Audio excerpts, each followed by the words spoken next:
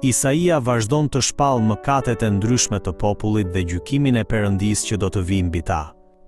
Tragjedia është se populli e mori lehtë edhe vetë gjykimin e Perëndisë. Ata thoshin: tullat kanë rënë, por do ta rindërtojmë me gur të latuar, fiqt e Egjiptit janë prerë, por ne do t'i zëvendësojmë me kedra. Edhe pse gjykimi i Perëndisë kishte filluar tashmë, në vend që të kishin frikë dhe të pendoheshin, ata me krenari pohonin se mund ta kapërcenin çdo krizë me forcën dhe aftësinë e tyre. Ata e shpërfillën paralajmërimin e Perëndisë dhe besuan më shumë në mençurinë dhe fuqinë e tyre se sa te Perëndia. Prandaj Perëndia shpall një gjykim edhe më të rëndë mbi këtë krenari. Perëndia fal ata që pendohen, por mbi ata që nuk pendohen deri në fund bie një gjykim edhe më i madh. Prandaj, përballë disiplinës së Perëndisë, edhe ne duhet t'i pranojmë me përulësi mëkatet tona dhe të kemi një zemër të penduar. Objekti i gjykimit bëhen edhe ata që përshkruhen si koka dhe bishti, domethënë njerëzit me pushtet, udhëheqësit politik dhe profetët e rrem.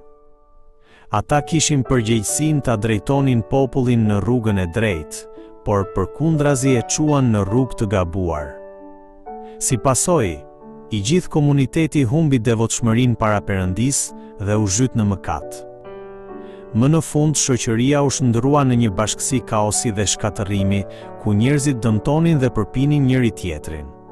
Ky ishte rezultati i trajtimit me përçmim të gjykimit të Perëndisë. Prandaj, edhe ne duhet të dridhemi me frikë përpara gjykimit të Perëndisë dhe të kthehemi nga mëkati me një zemër të pikëlluar dhe të penduar. Atëherë Perëndia, në hirin e tij, e shndron gjykimin në restaurim.